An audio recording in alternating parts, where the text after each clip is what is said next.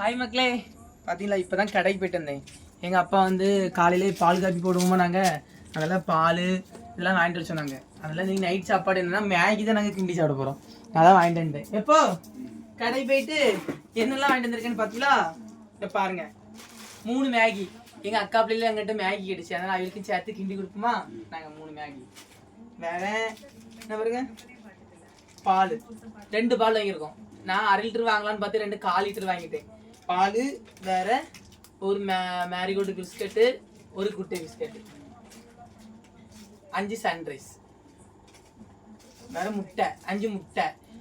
முட்டை எங்கள் அப்பா வந்து எப்பவும் பொறிச்சு மாதிரி சொல்லுவோம் தெரியுமா, அதனால எங்கள் அப்பாக்காக முட்டை வாங்கிட்டு வந்தேன். நாங்கள் உங்களுக்கு தான் முட்டை எப்பவும் வாங்கிட்டு வந்தேன். நான் வேற பருப்பு, நாளைக்கு எங்கள் அப்பா எப்போ பருப்பு குழம்பு தான் வைப்பீங்க, அதனால பருப்பு வாங்கிட்டு வந்துட்டேன். நாங்கள் பருப்பு குழம்பு வேற ஜூஸ்.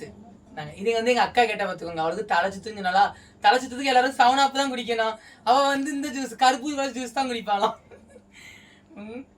வேற நாளைக்கு நான் குளிப்பேன் பார்த்துக்கோங்க, அதனால 4 ஷாம்பு வாங்கிட்டு இருந்தேன். வேற இது வந்து ஒன்று எங்கள் அக்கா பையனுக்கு, மூத்த பையனுக்கு ஒரு மிட்டாய், இது 2 பிள்ளைக்கு ஒரு மிட்டாய், 2 மிட்டாய் வாங்கிட்டு.